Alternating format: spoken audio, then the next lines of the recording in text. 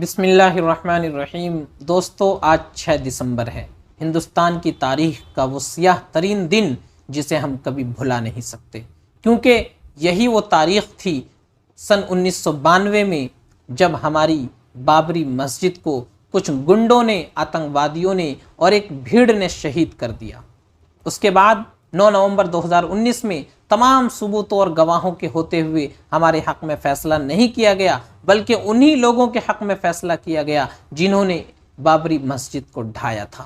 دوستو، یہ ایسا ظلم ہے جسے ہم کبھی بھلا نہیں سکتے، اس تاریخ کو کبھی ہم فراموش نہیں کر سکتے۔ جب بھی ہمیں یہ تاریخ یاد آتی ہے، ہماری آنکھیں نم ہو جاتی ہیں، ہمارا کلیجہ پھٹنے لگتا ہے، ہمارا دل اداس ہو جاتا ہے۔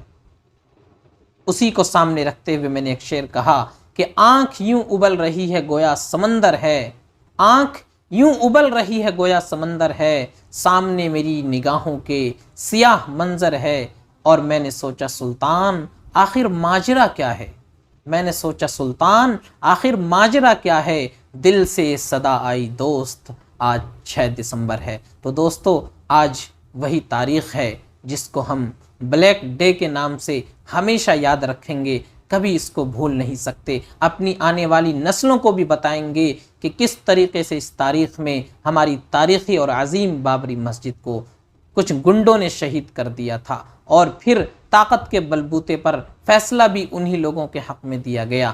تو اس تاریخ کو ہم کبھی بھلا نہیں سکتے۔ اس موقع پر میں ایک پیغام اپنے تمام مسلم بھائیوں کو، نوجوانوں کو دینا چاہتا ہوں کہ اپنی باقی لاکھوں کروڑوں مسجدیں جو ہمارے پاس موجود ہیں ان کی حفاظت کریں، اپنے سجدوں سے انہیں آباد رکھیں، اور کوشش کریں کہ ہمیں دوبارہ کبھی ایسا منظر دیکھنے کو نہ ملے جیسا منظر ہم نے 6 دسمبر 1992 میں دیکھا تھا۔ وہ تبھی ہوگا جب ہم اپنی مسجدوں کو اپنے سجدوں سے، اپنی اذانوں سے آباد رکھیں گے۔ امید ہے آپ حضرات میری اس گزارش کو سنجیدگی کے ساتھ لیں گے اور اپنی مسجدوں کی حفاظت کی ہر ممکن کوشش کریں گے۔